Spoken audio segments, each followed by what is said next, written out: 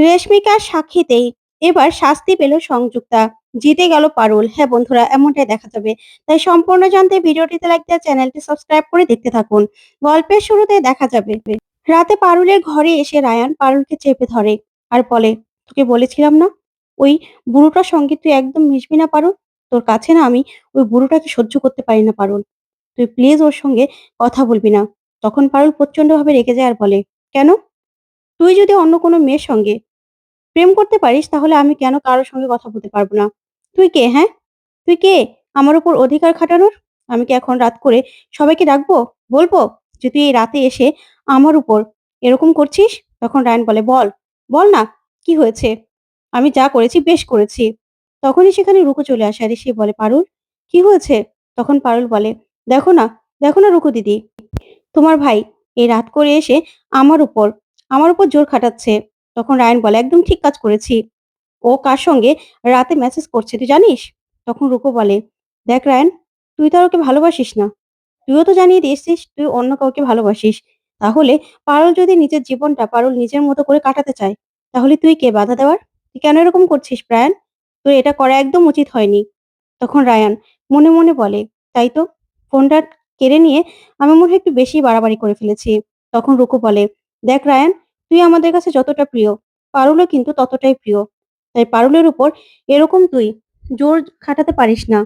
তুই যদি ওকে ভালোবাসতিস তাহলে কোনো সমস্যা ছিল না। তাহলে তুই কেন কেন পারুলের উপর এরকম করছিস? তখন রুকুর কথায় রায়ান বলে, ঠিক আছে ঠিক আছে, আমি আর কিচ্ছু বলবো না। তখনই রায়ান মনে মনে বলে, ওই বুড়োটাকে আমি ভেবেছিলাম যে ওর কাছ থেকে সরিয়ে দেব, কিন্তু না, যত তাড়াতাড়ি সম্ভব আমি যে সব থেকে বেস্ট সেটা আমাকে প্রমাণ করতেই হবে, প্রমাণ করতেই হবে। এই বলে রায়ান সেখান থেকে চলে যায়। তখন রুকু পারুলকে বলে, পারুল শুয়ে পড়ো। তখন পারুল রায়ানের করা কাণ্ডগুলোর কথা ভাবতে থাকে। তারপর দেখা যাবে সকাল হয়ে যায়। দুজনে অফিস যায়। ওইদিকে সংযুক্তার জায়গায় ধ্রুব এসে হাজির হয় অফিসে আর বলে, দেখো, আমাদের সিও ম্যাডাম এখানে না থাকাতে আমার উপরে কাজের অনেক প্রেশার আছে। তাই আমি চাইবো তোমরা আমার উপর আমার সঙ্গে কম্প্রোমাইজ করবে আর ঠিকঠাক মতো কেউ গল্প না করে কাজ করবে, ঠিক আছে? তখন এই বলে ধ্রুব চলে যায়। তখনই পারুল সে পারফিউমটা হাতে নিয়ে নেয় আর মনে মনে বলে, এই পারফিউমের গন্ধটা তো আমি এখানেই পেয়েছি, কিন্তু কে ওই রজতদার গার্লফ্রেন্ড ছিল সেটাই তো খুঁজে বের করতে পারছি না। না, আমাকে যেতে হবে। ঠিক তখনই রাজন্যার সঙ্গে একটা মেয়ে কথা বলছিল।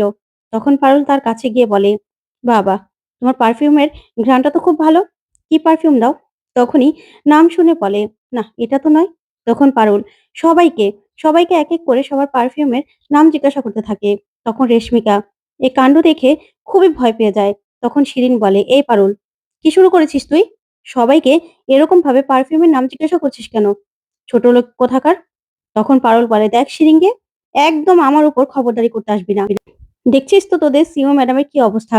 আর তুই তো আর আমাকে এখন থেকে চিনিস না, সেই ইউনিভার্সিটি থেকে চিনিস। তাহলে তুই জানিস আমি কি করতে পারি। তাই আমার পেছনে না একদম লাগতে আসবি না। তাহলে তোর এরকম অবস্থা করবো না যে তুই ভাবতেও পারছিস না। তখন তো শিরিন ভয় পেয়ে যায়। তখনই পারুল তাকিয়ে দেখে যে রেশমিকা ওর চেয়ারে নেই। তখনই সূর্যকে বলে, সূর্যদা, রেশমিকা দি কোথায় গো? তখন সূর্য বলে, ওর তো শরীরটা ভালো লাগছে না বললো, তাই রেশমিকা ছুটি নিয়ে চলে গেছে। তখন পারুল মনে মনে বলে, না না, এর মধ্যে তো কিছু একটা কারণ আছেই। সেদিন কোর্টেও আমি ব্যাপারটা খেয়াল করেছিলাম। ওইদিকে রেশমিকা একা একা দাঁড়িয়ে দাঁড়িয়ে ভাবছে আর মনে মনে বলছে, পারুল তো দেখছি সবকিছু জেনে যাচ্ছে এক এক করে। না না, সেই পুরনো কথা আমি কিছুতেই আমার সামনে আনতে দেব না। আমাকে যে করি হোক পারুলের কাছ থেকে দূরে থাকতে হবে। আমার যে ভালো লাগছে না কিছু। তখন এই বলে ঘামতে থাকে।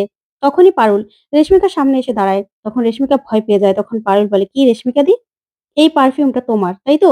তুমি রজতদার গার্লফ্রেন্ড ছিলে। তখন রেশমিকা বলে, কি বলছো তুমি পারুল? আমি রজতকে চিনি। কিন্তু কিন্তু আমি ওর গার্লফ্রেন্ড ছিলাম না। তখনই পারুল আর রায়ান মিলে রেশমিকাকে ছাদে নিয়ে যায় আর নিয়ে বলে, তুমি আমাকে বলো, সত্যিটা বলো, রজতদার সঙ্গে কি হয়েছিল রেশমিকাদি? বলো। তখন রেশমিকা কথা ঘুরানোর অনেক চেষ্টা করে। তখন পারুল বলে, দেখছো তো তোমাদের সিও ম্যাডামের ব্যাপারটা? উনি কিন্তু দুদিন পরে জেল খাটবে, জেলে ঘানি টানবে। আর তুমি এখনো এখনো চুপ করে থাকবে রেশমিকাদি? তুমি তো আমাকে সেই আগে থেকেই চিনো। তুমি জানো না, কোনো কিছুর পিছনে আমি পড়লে সেটা সবকিছু আমি বের করে ছাড়ি।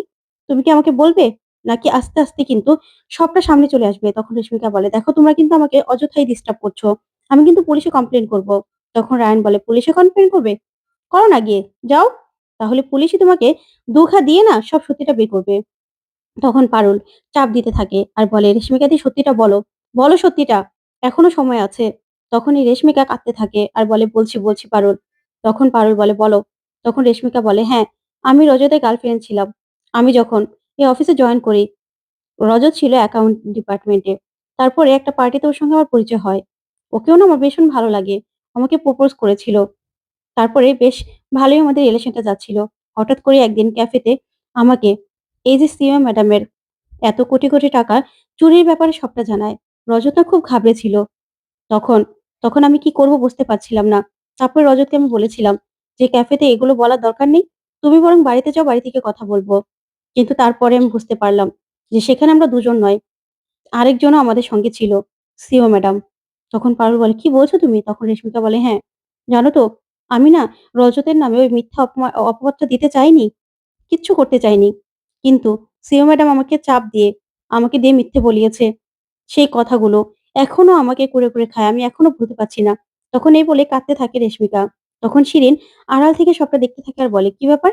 রেশমিকার সঙ্গে কি কথা বলছে পারুল?" তখন পারুল বলে, "রেশমিকাদি, এবার সময় এসেছে পাপের প্রায়শ্চিত্ত করার। তুমি কোর্টে গিয়ে সব সত্যিটা বলবে তো?" তখন রেশমিকা বলে, "হ্যাঁ, বলব।"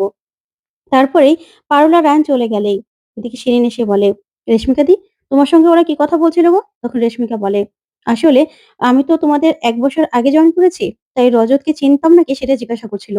তখন শিরিন বলে, "তুমি কি জানতে? আর জানলেও না কিচ্ছু বলবে না। তাহলে তো জানোই।" তখনই পারুল সেখানে চলে আসে আর শিরিনকে বলে, "এই শিরিঙ্গে, তুই তো আমাকে ভালো করে চিনিস। তুই তোর ওই সিইও ম্যাডামের হয়ে কথা বলছিস? তোর এত বড় সাহস? ও তো জেলের ঘানি টানবে। তখন তোর কি অবস্থা হবে? তুই ভেবে দেখেছিস? তোকে এমন মার মারবো না যে সারা জীবন মনে রাখবি।" তখন শিরিঙ্গে বলে, "পারুল।" তখন পারুল বলে, "আমাকে ভয় দেখাচ্ছিস? আমাকে বের করে দিবি? দে না। ২ দিন পরে তো এমনিতেও আমি অফিস থেকে চলে যাব।" তখন শিরিন সেখান থেকে চলে যায়। তখন পারুল বলে, "রেশমিকাদি, তোমাকে সত্যিটা বলতে হবে। পাপের প্রায়শ্চিত্ত করতে হবে।" তখন রেশমিকা বলে, "হ্যাঁ, করব পারুল। আমি সবটা গিয়ে বলব।" তারপরে দেখা যাবে কোর্টের হিয়ারিং শুরু হয়ে যায়। তারপরেই পারুলদের উকিল জজ সাহেবকে বলে, "পারুল আর রায়ান, তারপরেও রজতের ব্যাপারেও অনেক ইনফরমেশন কালেক্ট করেছে। ও তদন্ত করেছে। তাই ওদেরকে আমি ডাকতে চাই।" তখন জজ সাহেব অনুমতি দিলেই পারুল আর রায়ান সবটা, সবটা সবাইকে খুলে বলে। তখন পারুল বলে, "ইওর অনার, এখানে আমরা সুবিনয় দার ব্যাপারে যা বলেছি। রজতদার, রজতদার ব্যাপারেও আমরা অনেক কিছু জানতে পেরেছি। সুবিনয় দার মতো রজতদাও এই সিইও ম্যাডাম সংযুক্তা ম্যাডামের কারসাজি ধরে ফেলেছিল। তার চুরির ব্যাপারে জেনে গিয়েছিল। তার জন্যই তাকে বদনাম নিয়ে অফিস থেকে বের করে দেওয়া হয়।" তখনই উকিল সবটা বুঝিয়ে দেয়। কোনো ছেলে যদি কোনো মেয়ে এমপ্লয়িকে খারাপ প্রস্তাব দেয়, সেটা নিয়েই অফিসে কমপ্লেইন করা হয়। আর সেটা নিয়েই রজতকে অফিস থেকে বের করে দেওয়া হয়। তখন সংযুক্তা বলে, "হ্যাঁ, আমি তো আমার সিদ্ধান্তে কঠোর ছিলাম। আমি কোন রকম এসব কিছু সহ্য করতে পারতাম না। তার জন্যই তো রজতকে আমি বের করে দিয়েছিলাম।" তখন পারুল বলে, "ইওর অনার, আপনি জানলে অবাক হবেন যে রজতদার নামে যে কমপ্লেইন করেছিল, সে ছিল রজতদার গার্লফ্রেন্ড। সেই আজকে সবটা খুলে বলবে। আসলে তাকে জোর করিয়ে এই সংযুক্তা ম্যাডাম এইসব কিছু বলিয়েছিল।" তখন তো এই কথা শুনে সংযুক্তা চমকে যায়। তখনই রেশমিকা কাঠগড়ায় দাঁড়ায়। আর কাঠগড়ায় দাঁড়িয়ে সব সত্যিটা বলে দেয়। তখন জজ সাহেব শুনে নিজের রায় ঘোষণা করে সংযুক্তার বিরুদ্ধে। তো বন্ধুরা, কেমন লাগলো আজকের আপডেট? কমেন্ট করে জানাও।